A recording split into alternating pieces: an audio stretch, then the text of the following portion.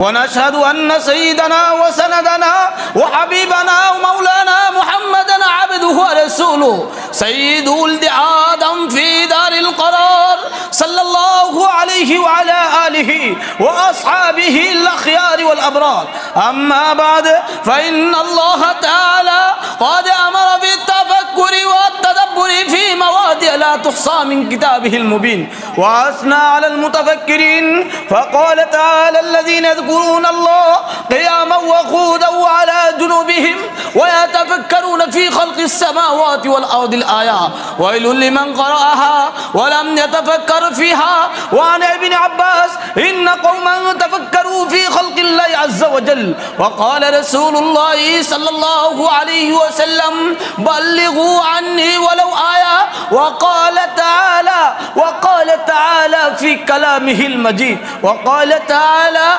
أعوذ بالله من الشيطان الرجيم والسماء بنيناها بأيد وإنا لموسعون. وقال رسول الله صلى الله عليه وسلم: الدنيا مجرة الآخرة. وقال تعالى في كلامه المجيد: ولنبلونكم بشيء من الخوف والجوع ونقص من الأموال والأنفس والثمرات وبشر الصابرين الذين إذا أصابتهم مصيبة قالوا إنا لله وإنا إليه راجعون. وقال رسول الله صلى الله عليه وسلم: مفتاح الجنة الصلاة. أعوذ بالله من الشيطان الرجيم. والعصر إن الإنسان لفي خسر إلا الذين آمنوا وعملوا الصالحات وتواصوا بالحق وتواصوا بالصبر.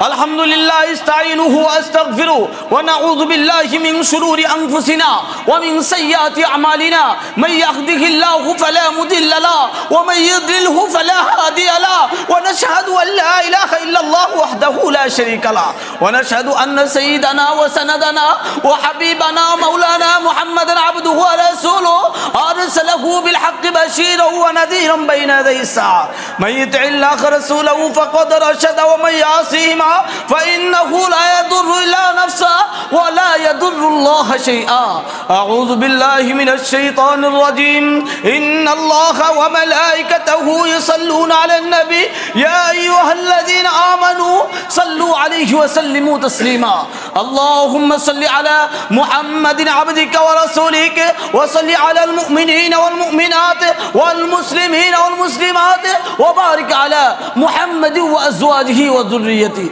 قال النبي صلى الله عليه وسلم: أرحم أمتي بأمتي أبو بكر وأشدهم في أمر الله عمر وأصدقهم حياء عثمان وأقضاهم علي وفاطمة سيدة نساء أهل الجنة والحسن والحسين سيدا شباب أهل الجنة وحمزة أسد الله وأسد رسوله. اللهم اغفر للعباس وولده مغفرة ظاهرة وباطنة لا تغادر ذنبا. الله في أصحابي لا تتخذهم غردا من بعدي، فمن أحبهم فبحبي أحبهم ومن أبغضهم فبغضي أبغضهم، وخير أمتي قرني ثم الذين يلونهم ثم الذين يلونهم وسلطان ذل الله في الأرض من أهان سلطان الله في الأرض أهانه الله. إن الله يأمركم بالعدل والإحسان وإيتاء ذي القربى وينهى عن الفحشاء والمنكر والبغي يعظكم لعلكم تذكرون. فاذكروني أذكركم واشكروا لي ولا تكفرون.